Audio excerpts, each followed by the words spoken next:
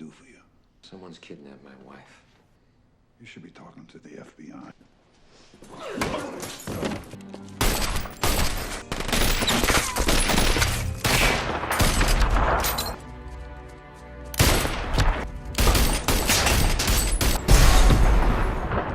In the opening scene, two detectives from the New York Police Department are engaged in conversation inside their car. Shortly thereafter, one of them, Matt, steps out to grab a drink at a nearby bar. While seated at the bar, sipping coffee and perusing a newspaper, Matt's attention is suddenly drawn to two men who enter with the intent to rob the establishment. Acting swiftly,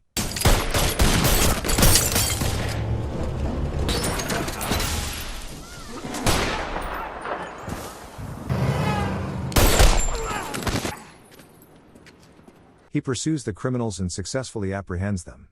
Fast forward 8 years, Matt has transitioned from his role as a police officer to that of an unlicensed private detective. One day, while absorbed in reading the newspaper, he is approached by a man named Peter, who seeks Matt's assistance regarding a troubling situation involving his older brother, Kenny.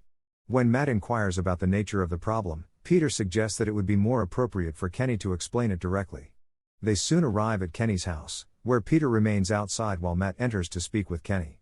During their conversation, Kenny reveals the devastating news that his wife has been kidnapped and murdered. Desperate for answers and justice, he offers Matt a $20,000 down payment to take on the case. However, Matt declines the offer, explaining that this type of work is not within his usual scope. Later that day, Matt attends a church service to deliver a sermon before returning to his apartment. Upon his arrival, the building's guard informs him that someone is waiting for him. It's Kenny. Kenny has come to share further details about his wife's abduction. He recounts receiving a chilling call from the kidnapper, who warned him against contacting the police and inquired about his wife's weight. The kidnapper then demanded $20,000 for each kilogram she weighed, ultimately stating that the total ransom would be $1 million for her release. When Kenny explained that he only had $400,000 available, the kidnapper reluctantly agreed to accept that amount. Following this agreement, the kidnapper instructed Kenny to leave the money near a specific public phone. Upon arriving at the designated location, Kenny received another call instructing him to place the money in a car parked on a nearby corner. The kidnapper ominously revealed that Kenny's wife was in the trunk of a car close by. When Kenny opened the trunk, he was met with the horrifying reality that his wife had been killed. Kenny discovered a voice recorder in the car and handed it over to Matt before departing. He scribbled down his phone number for Matt. After listening to the chilling recording, Matt called Kenny to inquire about the location of his wife's body. The following day, Matt visited the site of the kidnapping, diligently questioning the shopkeeper and local residents for any leads on the kidnapper. Later that day, he made his way to a public library, intent on researching similar cases related to Kenny's wife's tragic fate. While poring over the materials, he stumbled upon a case involving a woman named Marie. During his time at the library, he noticed a young man named TJ who frequented the place. Matt approached TJ, seeking assistance in uncovering more information about cases akin to the murder of Kenny's wife.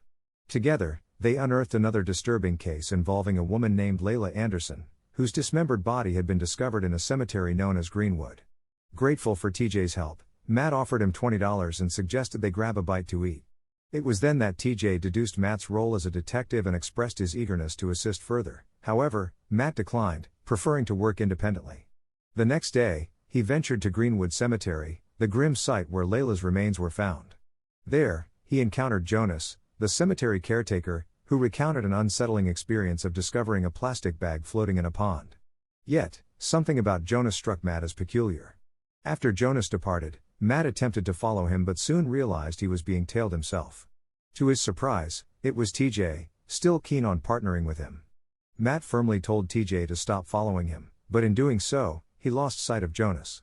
Consulting a newspaper he had on hand, Matt noticed an image that mirrored the very spot where he stood.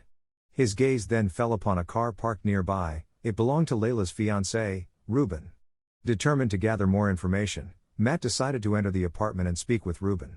During their conversation, Ruben revealed that he had witnessed two men abducting Layla and escaping in a van. As Matt processed this information, he glanced out the window and spotted Jonas leaving an apartment across the street. Seized by instinct, Matt resolved to investigate that apartment further and made his way up to the building's rooftop. Unbeknownst to him, Jonas was returning to his own apartment and caught sight of Matt perched on the roof. On the rooftop, Matt discovered a small storage room and, driven by urgency, forced his way inside. There, he was confronted with haunting photographs of Layla. Just then, Jonas emerged from the shadows behind him, poised to attack. However, in a surprising turn of events, Jonas hesitated and chose to reveal the truth instead. He confessed that he had played a role in Layla's abduction, collaborating with two men to remove her from Ruben's life, believing it would help her escape the grip of drugs. But things escalated when his partners turned violent towards Layla. As Jonas reluctantly named one of his accomplices, Ray, he abruptly jumped from the building, leaving Matt in shock. Meanwhile, Ray and Albert, the kidnappers Matt had been investigating, were surveilling the home of another drug dealer named Yuri. Ray soon exited their vehicle and approached Yuri's yard, where he found Yuri's wife bedridden with illness. Scanning the area, Ray's gaze fell upon Yuri's young daughter, and a sinister decision formed in his mind to abduct her. Back at the library, Matt met with Kenny and shared a chilling revelation. The individuals who had kidnapped his wife were acutely aware of his life and background. This unsettling information deepened Matt's resolve to uncover the true mastermind behind the chaos. He then shifted his focus to another victim, a woman named Marie. Inquiring with a local shopkeeper about her, he sensed two men observing him intently. Upon learning that Marie had lived in an apartment nearby, Matt hurried there despite the building being under renovation. Inside, he was ambushed by two men who mistook him for an officer there to arrest them. After clarifying his intentions, they revealed that Marie was actually a police officer in the narcotics division.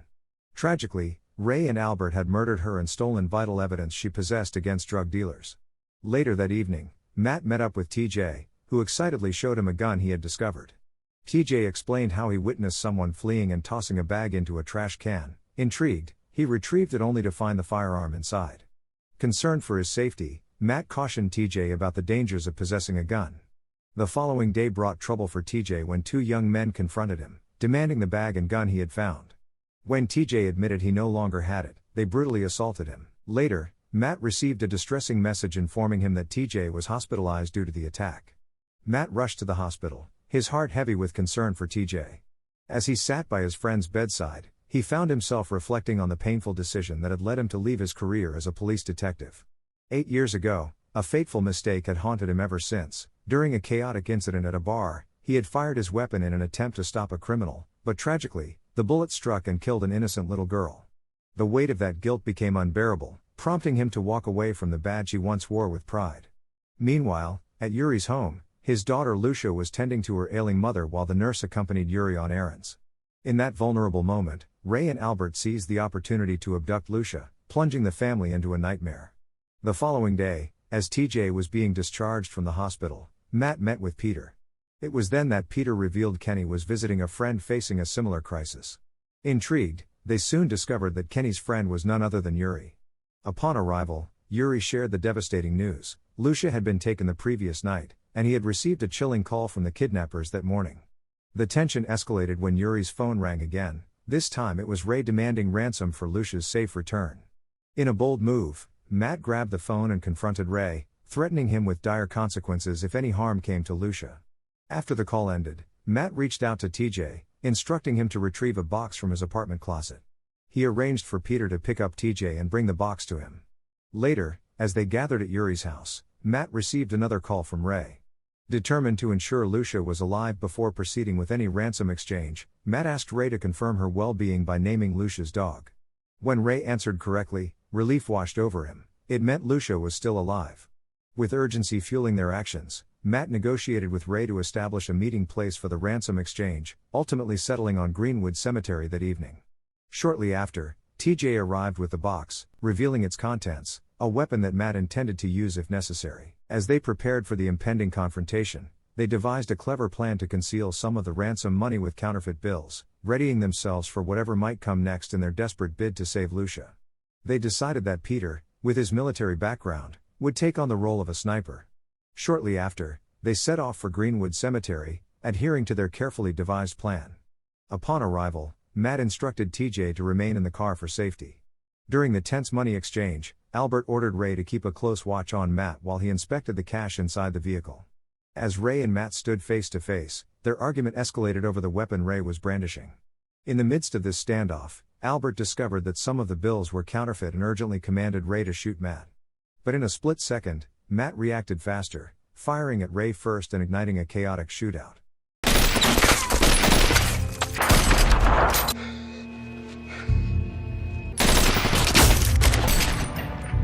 In the turmoil, Ray managed to shoot Peter, claiming his life in an instant.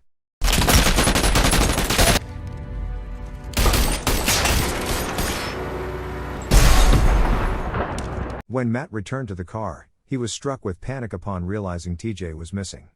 Kenny speculated that TJ had likely fled at the sound of gunfire. Meanwhile, Ray, wounded by Matt's bullet, writhed in pain as they made their escape, completely unaware of TJ hiding in their van. Fortunately, Matt called TJ's phone, and TJ revealed he was trapped in the kidnappers' vehicle. Matt urged him to escape and provide his location. As Albert counted the remaining genuine bills, Ray seized a stun gun, plotting to use it against Albert. However, before Ray could act, Albert swiftly strangled him with a wire, ending his life in an instant. Moments later, Matt and Kenny arrived at the hideout of the kidnappers, only to find Albert casually eating as if nothing had happened. Matt handed Albert over to Kenny for a chance at retribution. Afterward, Matt called a taxi to ensure TJ's safe departure from the scene. He then returned inside to assess the situation but found neither Albert nor Kenny. A sense of urgency gripped him as he began searching for them. Venturing down to the basement, he stumbled upon Kenny's lifeless body sprawled on the stairs. Suddenly, Albert emerged from the shadows and kicked Matt down into the basement, sparking a fierce struggle for survival.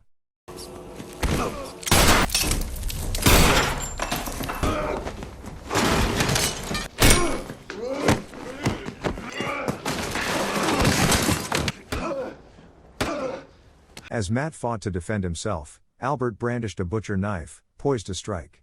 In that critical moment, Matt spotted the stun gun Ray had dropped. Seizing the opportunity, he grabbed it and used it against Albert, ultimately overpowering him and ending the threat once and for all.